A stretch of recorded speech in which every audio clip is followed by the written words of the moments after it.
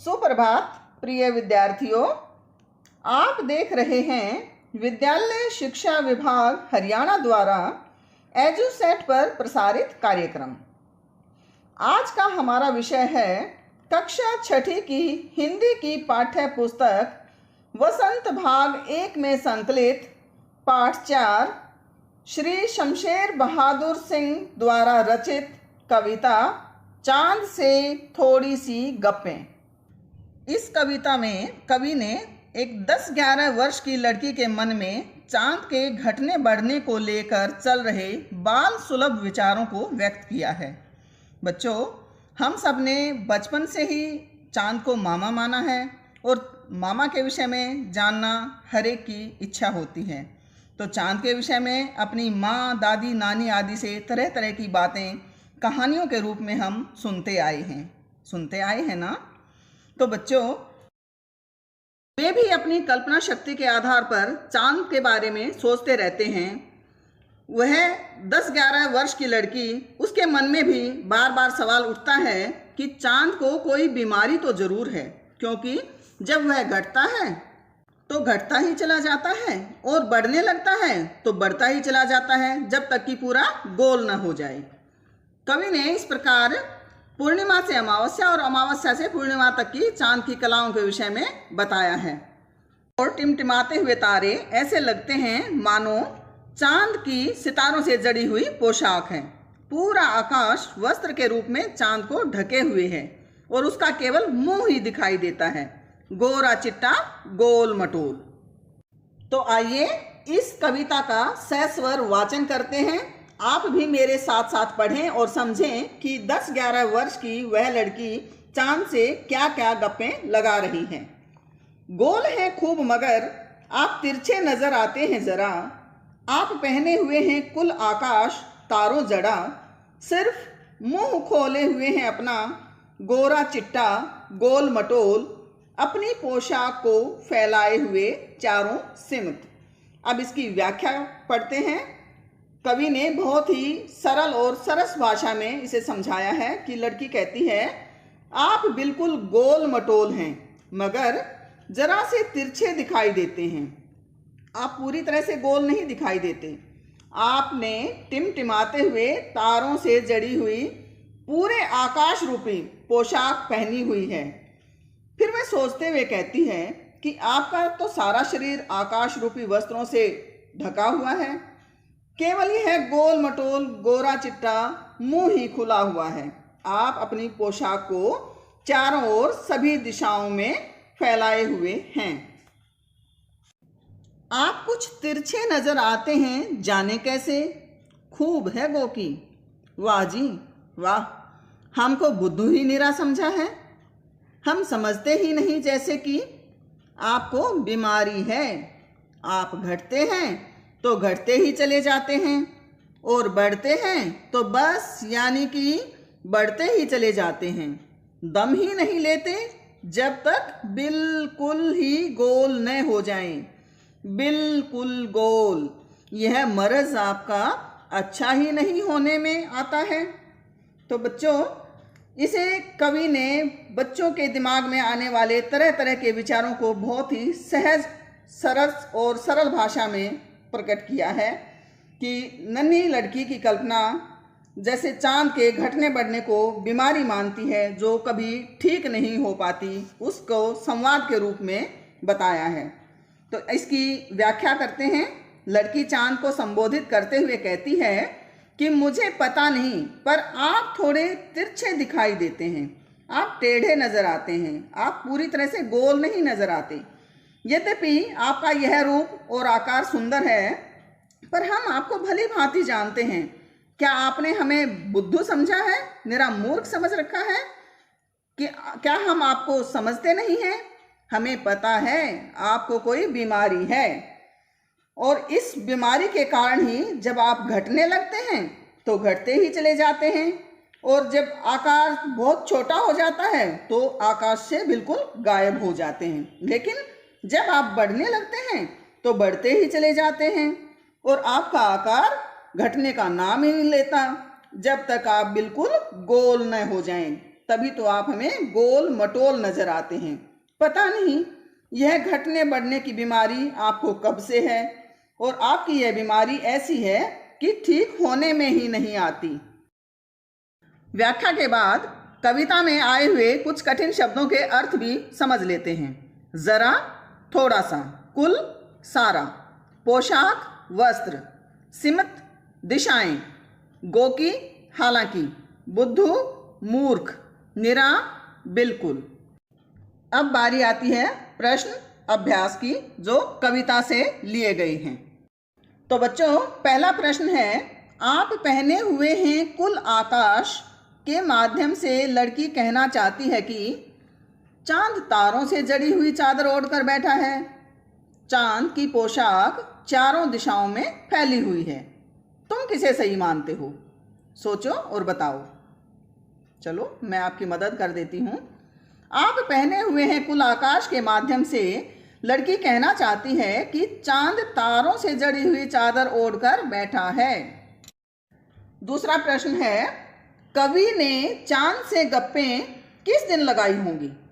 इस कविता में आई बातों की मदद से अनुमान लगाओ और इसके कारण भी बताओ। 3 दिन दे रखे हैं, एक पूर्णिमा, एक अष्टमी से पूर्णिमा के बीच, और तीसरा है प्रथमा से अष्टमी के बीच। तो बच्चों, दिन है पूर्णिमा का, और उसका कारण है कि चांद पूरी तरह से गोल मटोल दिखाई देता है और रात के अंधेरे काले तारों भरे आकाश में वह मुंह खोलकर गोरा चिट्टा रूप दिखाता है।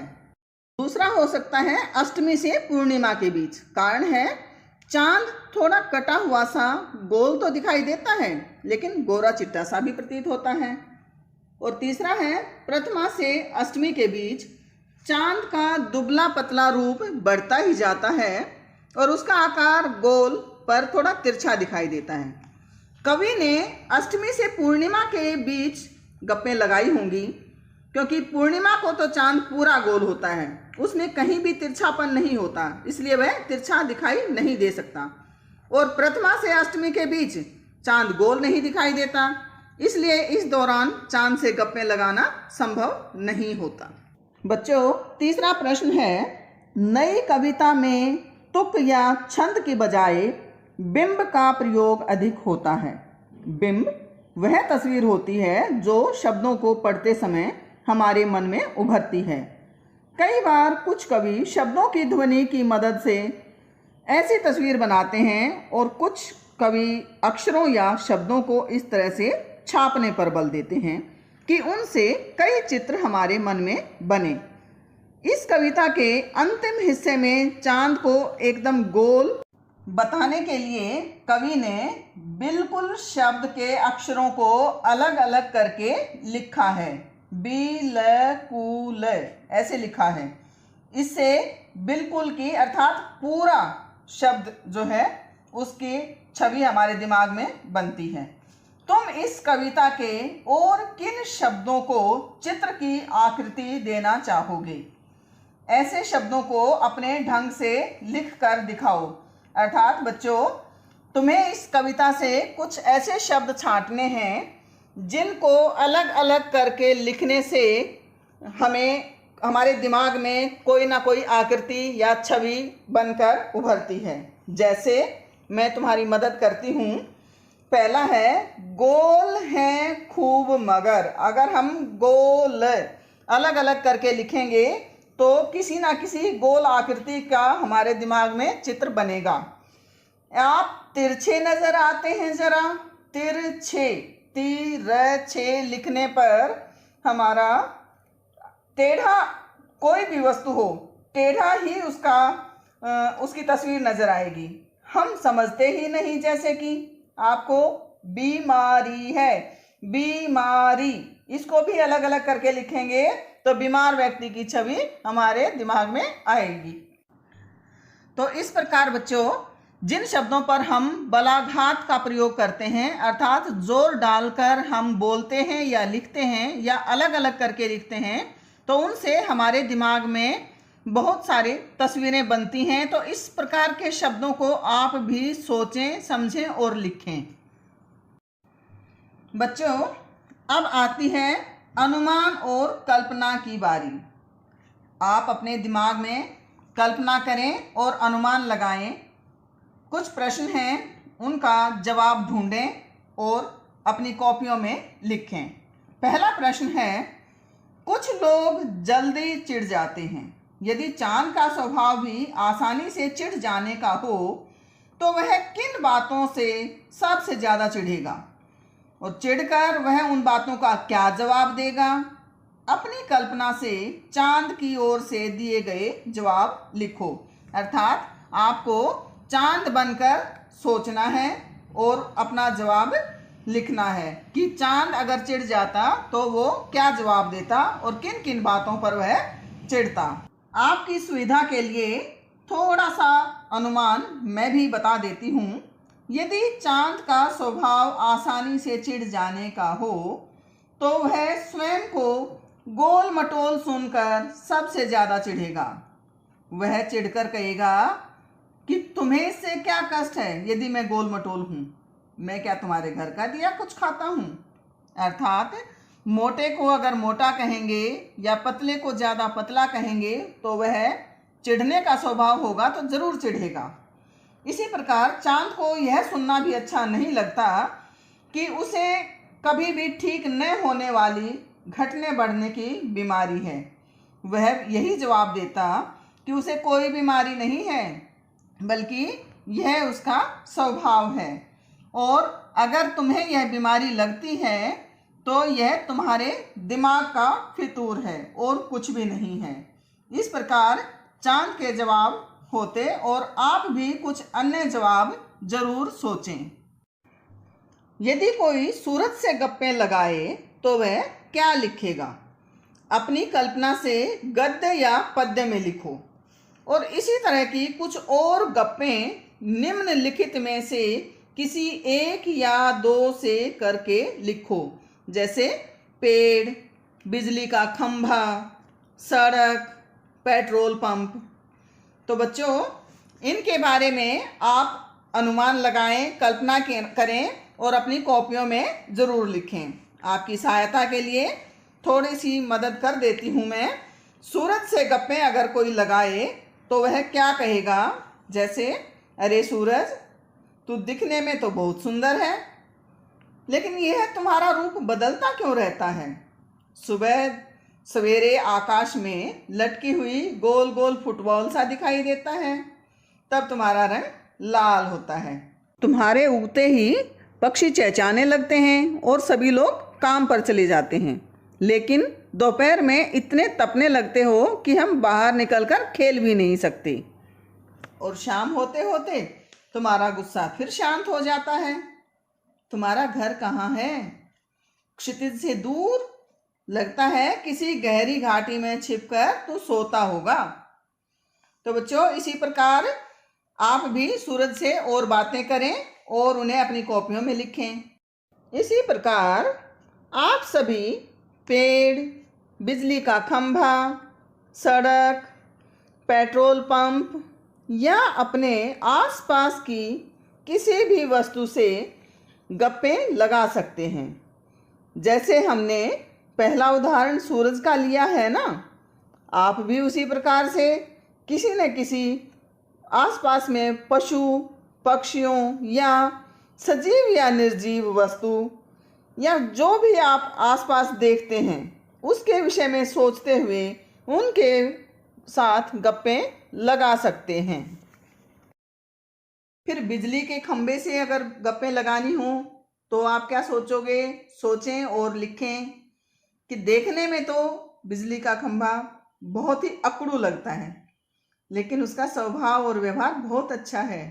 अरे, ये जो तुम्हारे सिर पर बहुत सारे तार लगे हुए हैं और लटके हुए हैं, उनसे रात को सारा संसार जगमगा जाता है।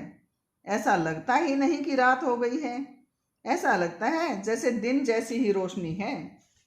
तो इस प्रकार हम बिजली के खंभे से भी गप्पे लड़ा सकते हैं। इसी प्रकार सड़क के साथ, अरे सड़क, वैसे तो तुम बहुत काली काली दिखती हो, लेकिन जब मोटर गाड़ी में बैठकर लोग काम पर जाते हैं या सैर करने जाते हैं तो एकदम सपाट बिना गड्ढे की होने के कारण बहुत आनंद आता है। तुम कितनी अच्छी हो जो लोगों का, परिवहन के साधनों का, इन सब का बोझ अपने ऊपर आसानी से सह लेती हो।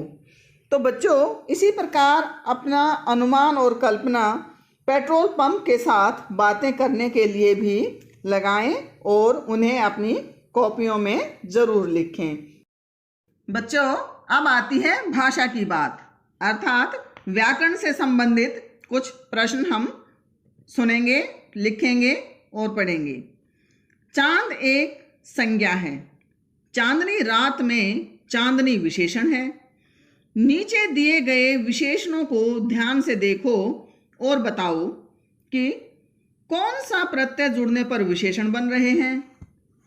इन विशेषणों के लिए एक एक उपयुक्त संज्ञा भी लिखो। तो बच्चों, यहाँ पर 3 शब्द आए हैं। पहला है संज्ञा, दूसरा है विशेषण और तीसरा है प्रत्यय। संज्ञा किसे कहते हैं? किसी भी व्यक्ति, वस्तु, स्थान के नाम को संज्ञा कहते हैं। और विशेषण जो संज्ञा या सर्वनाम के विशेषता बताएं, उन शब्दों को विशेषण कहते हैं। और विशेषण बच्चों 4 प्रकार के होते हैं। जैसे गुणवाचक, जिसमें रंग, रूप, गुण, दोष, आकार आदि के बारे में बताया जाता है। दूसरे होते हैं संख्यावाचक विशेषण, जिनमें निश्चित या अनिश्चित संख्या के बारे में बताते हैं, जैसे एक पुस्तक, कुछ लड़के, सभी छात्र। और तीसरा है परिमाणवाचक विशेषण, जिसमें हम नाप तोल के बारे में बताते हैं, 1 लीटर दूध, थोड़ी सी मिठाई, 2 मीटर कपड़ा, इस प्रकार। और चौथा आता है सार्वनामिक विशेषण, अर्थात जिसमें सर्वनाम का प्रयोग किया गया हो, यह घोड़ा, वह पुस्तक आदि।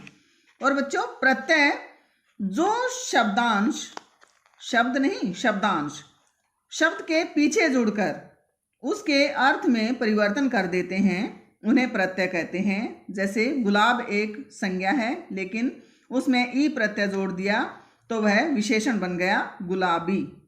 तो यहाँ पर भी कुछ शब्द दिए हुए हैं, जैसे गुलाबी पगड़ी, मखमली घास, कीमती गहने, ठंडी रात, जंगली फूल और कश्मीरी भाषा।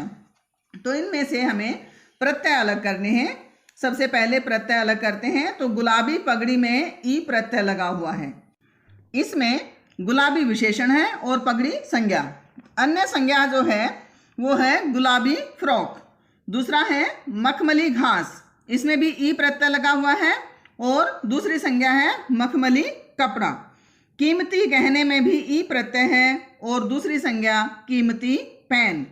ठंडी रात में भी ई प्रत्यय है और ठंडी चाय, इसकी दूसरी संज्ञा का प्रयोग किया जा सकता है।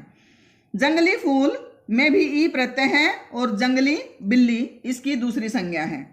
कश्मीरी भाषा में भी ई प्रत्यय है और कश्मीरी लोग दूसरी संज्ञा के रूप में प्रयोग किए जा सकते हैं।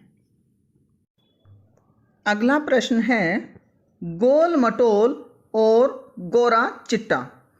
कविता में आए इन 2 जोड़ों के में अंतर यह है कि चिट्टा का अर्थ सफ़ेद है और गोरा से मिलता जुलता है, जबकि मटोल अपने आप में कोई शब्द नहीं है। यह शब्द मोटा से बना है। ऐसे 4 युग्म, शब्द युग्म सोच कर लिखो और उनका वाक्य में प्रयोग करो। तो बच्चों, इस प्रकार के शब्द आपने सोचने हैं और अपनी कॉपियों में लिखने हैं। जैसे गोल मटोल है, उसके तरह के और अन्य शब्द हैं। जैसे हम प्रयोग करेंगे हरा भरा। मेरे घर के सामने हरा भरा बाग है। ऐसे ही शब्द आते हैं जो इकट्ठे प्रयोग होते हैं। तोल मोल, इस दुकान पर तोल मोल नहीं चलता। खाना वाना, आप खाना वाना खाकर ही जाइएगा। जैसे पानी वानी, यहाँ तो पानी वानी भी नहीं मिल सकता। अब दूसरा है शब्द युग्म गोरा चिट्टा, अर्थात इसी प्रकार के शब्द हैं। हट्टा कट्टा, देखने में तो हट्टे कट्टे नजर आते हो, जैसे भारी भरकम। यह भारी भरकम सामान किसका है? ढीला ढाला। उसने ढीला ढाला परिधान पहना है। गला सड़ा। गला सड़ा अनाज बाहर रख दीजिए। इससे अगला है बिल्कुल गोल। कविता में इसके दो अर्थ हैं। बिल्कुल गोल शब्द के कविता में दो अर्थ हैं। पहला है गोलाकार का और दूसरा है गायब होना। तो ऐसे तीन शब्द सोचकर उनसे ऐसे वाक्य बनाओ कि शब्दों के दो दो अर्थ निकलते हों। अर्थात हमें ऐसे शब्दों का प्रयोग करना है, उनका वाक्य बनाना है जिनके दो अर्थ निकलते हैं। तो इस प्रकार के कुछ शब्द मैं आपको बता रही हूँ और अन्य शब्द आप भी सोच विचार कर अपनी कॉपियों में लिखें।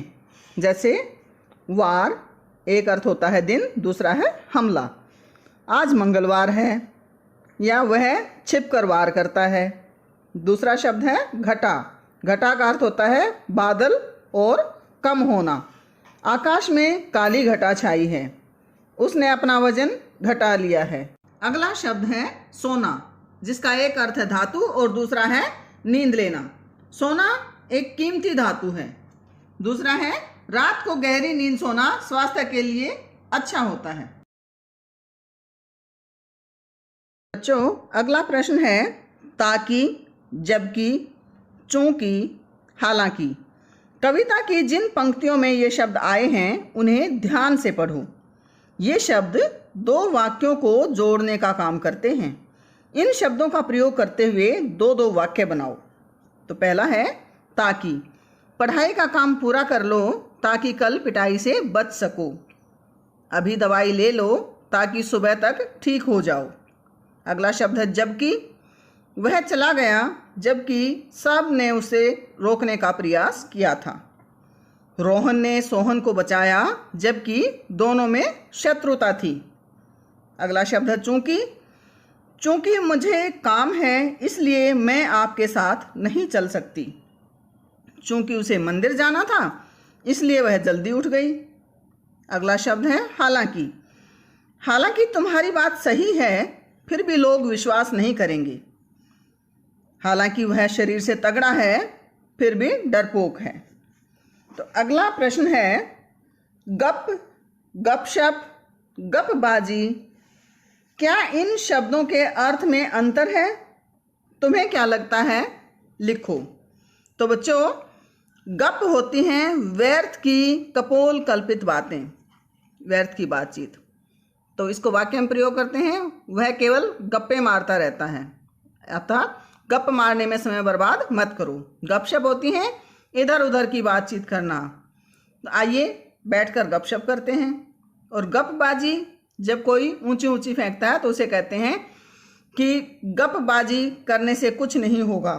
बच्चों, ये थी भाषा की बात।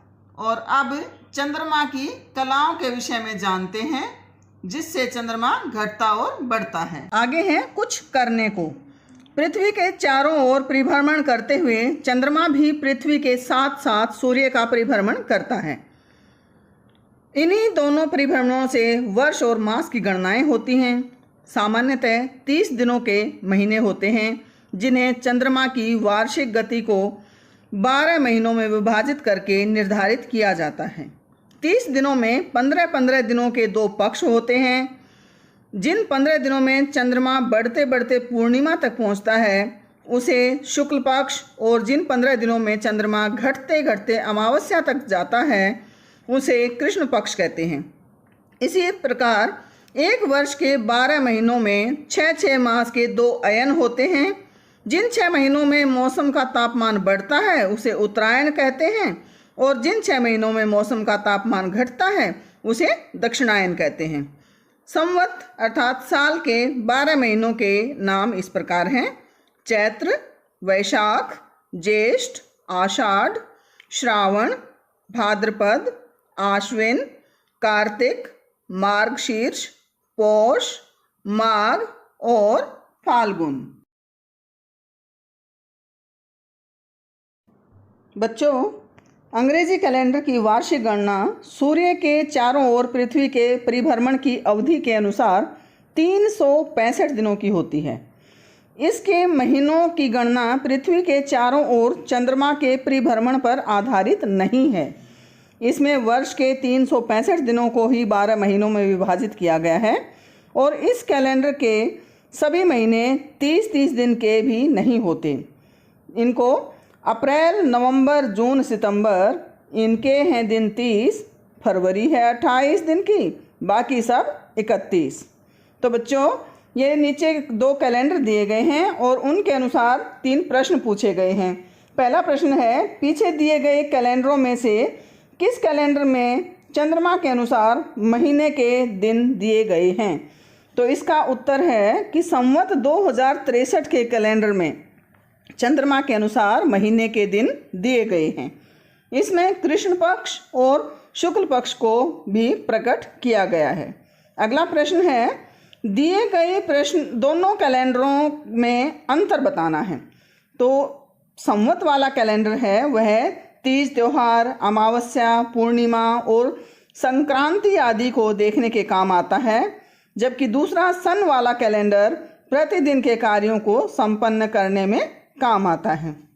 संवत वाले कैलेंडर में तारीख प्रतिपदा, द्वितीया, तृतीया इस प्रकार से दी गई होती है और दूसरे कैलेंडर में, सन वाले कैलेंडर में 1, 2, 3, 4 के अनुसार दी गई हैं। तीसरा प्रश्न है, कृष्ण पक्ष और शुक्ल पक्ष का क्या अर्थ होता है? तो बच्चों कृष्ण पक्ष में चंद्रमा की कलाएं कम होती हैं, अर्थात चंद्रमा घटता जाता है, और शुक्ल पक्ष में चंद्रमा की कलाएं बढ़ती हैं, अर्थात चंद्रमा गोल होता जाता है। अर्थात अमावस्या से पूर्णिमा तक शुक्ल पक्ष होता है और पूर्णिमा से अमावस्या तक कृष्ण पक्ष होता है। बच्चों अब एक बार दोहराई कर लेते हैं, इस पाठ में हमने क्या सीखा है। ये प्रश्न अपने कॉपियों में अवश्य लिखें। पहला प्रश्न है, चांद से थोड़ी सी गप्पें कविता के कवि कौन हैं? श्री शमशेर बहादुर सिंह। गोल हैं खूब मगर आप तिरछे नजर आते हैं जरा, यह किसके लिए कहा गया है? चांद के लिए। चांद ने क्या पहना हुआ है? तारों से जड़ा हुआ आकाश। चांद का सिर्फ क्या खुला हुआ है? मुंह। सिमत का क्या अर्थ है?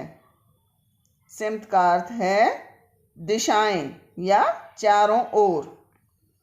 चांद की बीमारी कैसी है? स्थायी है, जो जाने का नाम ही नहीं लेती। चांद किस दिन पूरा गोल मटोल दिखाई देता है? कब दिखता है बच्चों? पूर्णिमा को। लड़की स्वयं को क्या नहीं मानती? मूर्ख या बुद्धू। लड़की के अनुसार चांद को क्या है? बीमारी, घटने बढ़ने की बीमारी। कवि ने गोरा चिट्टा किसको कहा है? चांद को। और चांद कब तक बढ़ता रहता है? जब तक पूरा गोल ना हो जाए। प्यारे बच्चों, आशा है आपको यह पाठ भली भांति समझ आ गया होगा। धन्यवाद।